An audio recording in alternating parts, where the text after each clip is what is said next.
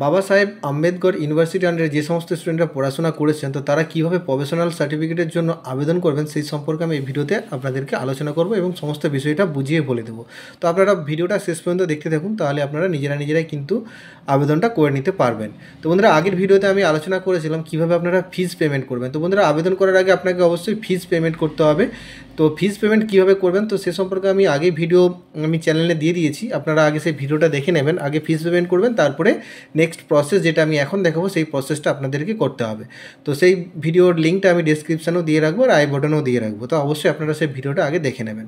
তো পেমেন্ট করার পরে যে রিসিপ্টটা পাবেন, অবশ্যই সেই রিসিপ্টটাকে আপনি কিন্তু কাছে রেখে দেবেন। তো তারপরে আপনারা এই যে বাবা সাহেব আম্বেদকর এডুকেশন ইউনিভার্সিটি এই ওয়েবসাইটের আন্ডারে আপনারা চলে আসবেন। এখানে বাবা সাহেব আম্বেদকর করে বলে লিখলেই কিন্তু এই ওয়েবসাইটে আপনারা চলে আসবেন। এখানে এসে আপনাদেরকে একটা প্রথমে ফর্ম ডাউনলোড করে নিতে হবে। তো ফর্মটা ডাউনলোড করবেন কিভাবে? তো প্রথমে আপনারা এই যে নোটিশ দেখতে পাচ্ছেন, এই নোটিশ এটার উপরে ক্লিক করবেন। তারপরে আপনারা নিচের দিকে চলে আসবেন। তো বন্ধুরা, যেভাবে আমি স্টেপ বলবো same to same step follow করবেন, তাহলে কিন্তু আপনারা প্রফেশনাল সার্টিফিকেটটা আপনারা কিন্তু 100% পেয়ে যাবেন।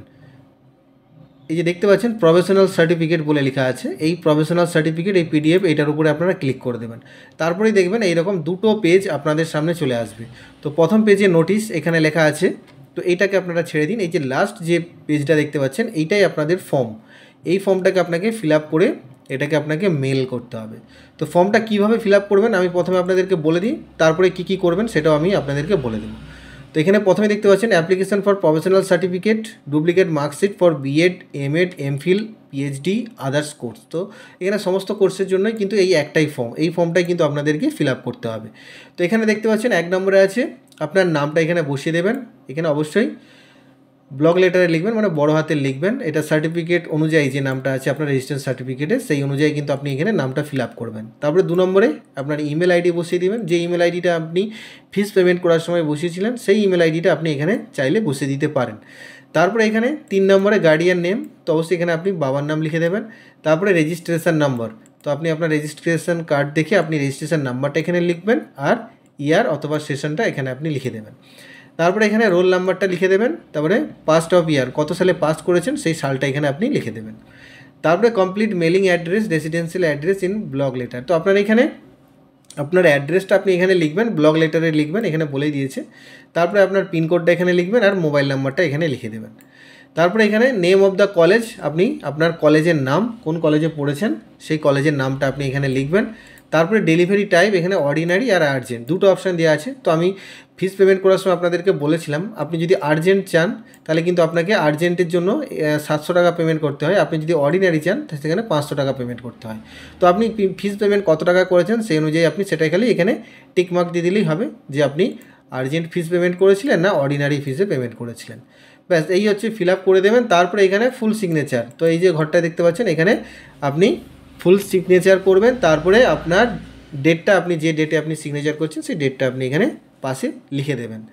তারপরে এর সঙ্গে আপনাকে কী কী ডকুমেন্ট রেডি রাখতে হবে সেটাও বলে দিই। এখানে নিচে লেখা আছে আপনি দেখতে পাচ্ছেন, অরিজিনাল রেজিস্ট্রেশন সার্টিফিকেটকে স্ক্যান করবেন, তারপরে অরিজিনাল মার্কশিটকে স্ক্যান করবেন অথবা গ্রেড কার্ড, তাহলে যে কোনো একটা আপনি স্ক্যান করলেই চলবে। তারপরে অরিজিনাল অ্যাডমিট কার্ড, আপনার অ্যাডমিট কার্ডকেও স্ক্যান করবেন, তাহলে এই ডকুমেন্টগুলোকে আপনি স্ক্যান করবেন। তারপরে এখানে দেখতে পাচ্ছেন বিতে এখানে যে ফিস পেমেন্ট করার পরে যে রসিদটা পেয়েছিলেন সেই রসিদটাকেও আপনাকে স্ক্যান করে নিতে হবে 1 কপি।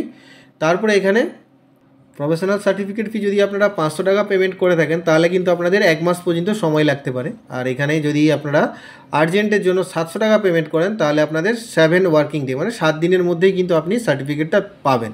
সেটা পাবেন কীভাবে না, আপনি যে ইমেল আইডি থেকে পাঠাবেন সেই ইমেলেই কিন্তু আপনার এই সার্টিফিকেটের কপিটা আসবে। তো আপনারা এই যে ডকুমেন্টগুলো পাঠাবেন কোথায় না, এই যে ইমেল আইডি দেখতে পাচ্ছেন এইখানে দেওয়া আছে, এই ইমেল আইডিটা আপনাদেরকে কিন্তু পাঠাতে হবে। যা লেখা আছে এই যে ব্লু কালারের হয়ে আছে, এই ব্লু কালারের ইমেল আইডিতে আপনাদের ডকুমেন্টগুলো পাঠাতে হবে। তো কীভাবে পাঠাবেন সেটাও আমি আপনাদেরকে বলে দিচ্ছি। আপনারা গুগলে চলে যাবেন, গিয়ে আপনাদের যে জিমেল বা আপনার যে ফোনে যে জিমেল আছে আপনি ফোন থেকেও করতে পারেন, আপনি জিমেলটা ওপেন করে নেবেন, দেখবেন এইরকম ওপেন হয়ে যাবে। তারপরে এখানে কম্পোজ, এই কম্পোজের উপরে ক্লিক করে দেবেন। তারপরে এই যে 2 যে দেখতে পাচ্ছেন এই 2 এর জায়গায় আপনি এই যে ইমেল আইডি দেওয়া আছে এই ইমেল আইডিটা আপনি লিখে দেবেন এই 2 এর জায়গায়। তারপরে এখানে সাবজেক্টে আপনি লিখবেন, এখানে প্রফেশনাল সার্টিফিকেট বলে লিখে দিলেই হবে, আর কিছু লেখার প্রয়োজন নেই। তারপরে এইবারে আপনার ডকুমেন্ট যেটা আপনাকে এই যে অ্যাটাচ ফাইল, এই যা যা ডকুমেন্টগুলো বলা হয়েছে সেই অ্যাটাচ ফাইলে গিয়ে আপনাকে এখানে পিডিএফে আপনাকে আপলোড করে দিতে হবে। এরকম করে ক্লিক করবেন, আপলোড হয়ে যাবে আপনার সমস্ত ডকুমেন্টগুলো। এরকম ক্লিক করে দেবেন, এখানে দেখবেন এই যে আপলোড হয়ে গেল, এটা কিন্তু আপলোড হয়ে গেছে। এইবারে আপনি সমস্ত ফিল আপ করে এই যে সেন্ড এই অপশানটা ক্লিক করে দেবেন। তো এখানে স্ক্যান করবেন কিন্তু সমস্ত ডকুমেন্টগুলো একটা পিডিএফের মধ্যে। আমি দেখিয়ে দিই আপনাদেরকে কিভাবে আপনারা করবেন। ধরুন আমি একটা স্ক্যান করে রাখছি। তো এইরকম দেখতেই পাচ্ছেন, এটা ফর্ম আছে। প্রথমে আপনি ফর্মটাকে রেখে দেবেন। তারপরে সেকেন্ড পেজে আপনি অ্যাডমিট রাখবেন, এই রেজিস্ট্রেশন সার্টিফিকেটটা রাখবেন। দেখতে পাচ্ছেন পিডিএফে, একটা পিডিএফের মধ্যে কিন্তু সমস্ত ডকুমেন্টগুলো রাখবেন। তারপরে আপনি আপনার লাস্ট যে মার্কশিট সেটা আপনি দিয়ে দেবেন।